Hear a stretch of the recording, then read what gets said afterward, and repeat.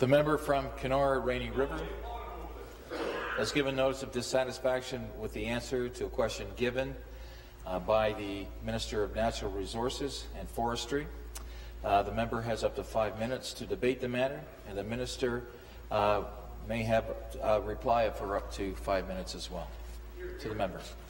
Speaker, I'm going to keep my comments this evening brief, as I intend to simplify the issue and the call to action.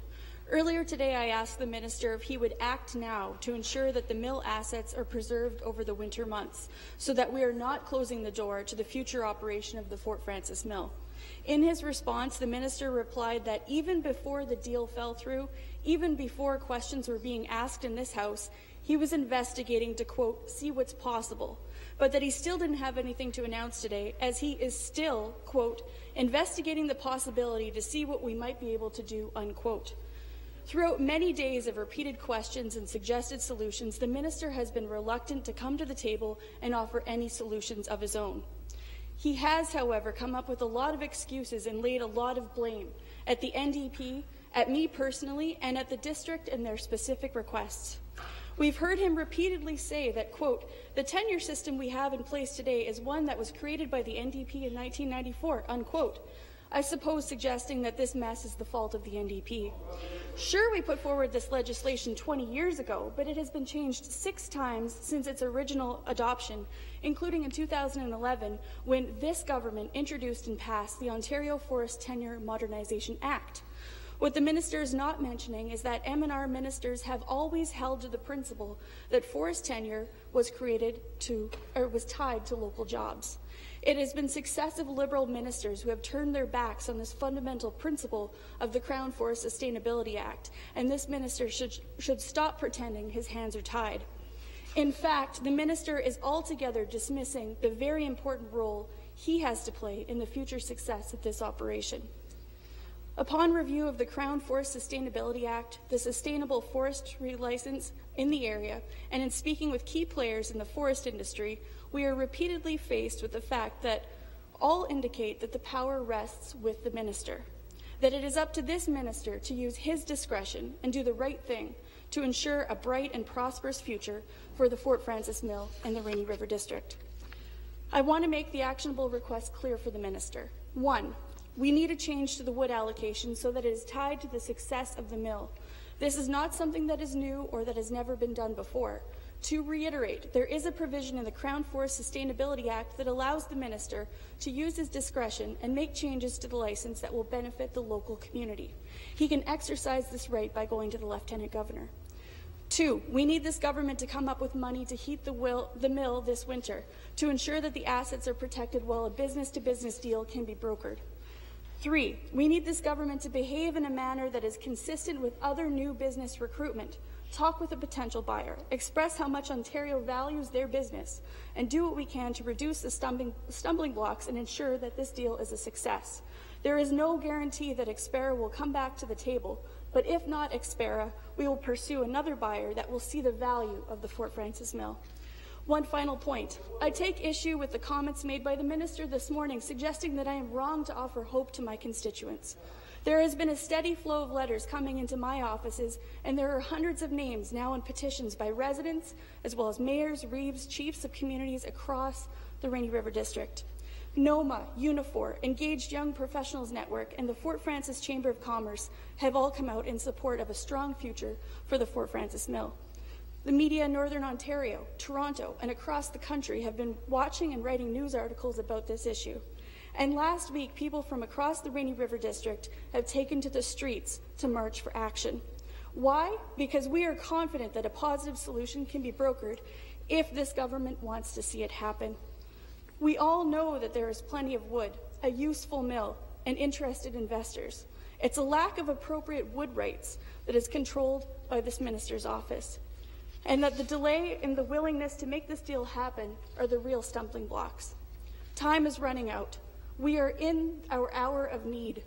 Will this government commit to action and more than just talking? And if so, will this minister ensure that the wood rights are allocated to the mill, that the mill is heated this winter, and that companies can feel confident investing in Northern Ontario?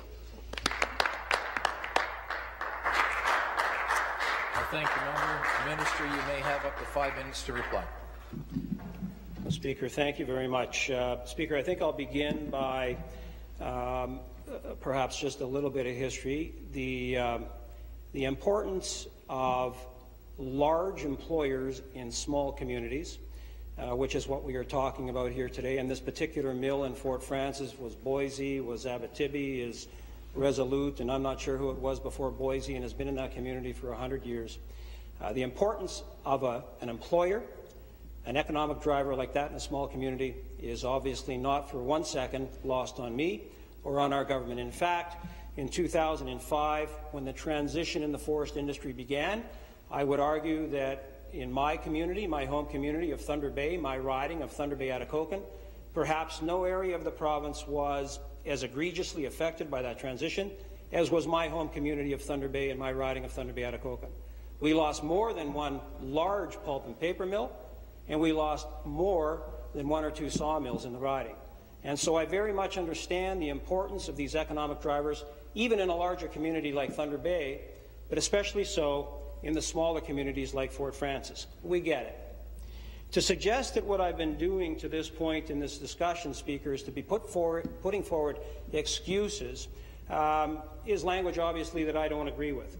What the member opposite and the party opposite refuses to acknowledge is that this is, at the end of the day, a privately owned facility. Resolute Forest Products owns this mill. It's not in bankruptcy. It is very much a going concern. They are a company that is still investing in the province of Ontario, and they are a company that is creating a great deal of employment still in the province of Ontario. In the member's 5 minutes tonight, she spoke about the tenure modernization process. And before I go on, I want to read you a quote. This is from a few years ago. It says, "Speaker, you're fooling around with the licenses of forestry companies, and you can ill afford to do so. If I, as a company, go out in order to finance myself for modernization in my mill, or any kind of an investment I need to do for expansion, I've got to be able to show that I've got the ability to secure the money that I'm borrowing. How do you do that? Yes, it's by the assets that you have, and yes, it's by your balance sheet, but it's also by being able to prove you've got trees to put in the mill. You're putting those licenses at risk." Speaker, that was a quote attributed to the member from Timmins-James Bay, a member of the NDP, the third party. They then went forward after not only speaking against the tenure modernization that we brought forward and voted against the tenure modernization that we brought forward, and yet they're able to stand in the House and to the people of Fort Frances pretend that the system they thought was no good, hold that out as an olive branch to them to say with a stroke of a pen somehow this would have solved everything. They thought it was a bad system, but today they want it to be extended to the town of Fort Frances. Speaker, I've said in this House numerous times that even if the ESFL process had begun, even if this particular forest, the Crossroad Forest, was identified as one of the 4 priority areas that are underway in the province of Ontario for discussion on tenure modernization, in my opinion, it would not have guaranteed anything. And none of those 4 ESFL processes that are the priority of the province right now are concluded. And I've talked to people on the ground that are in those negotiations, and I can tell you they're finding the process very difficult.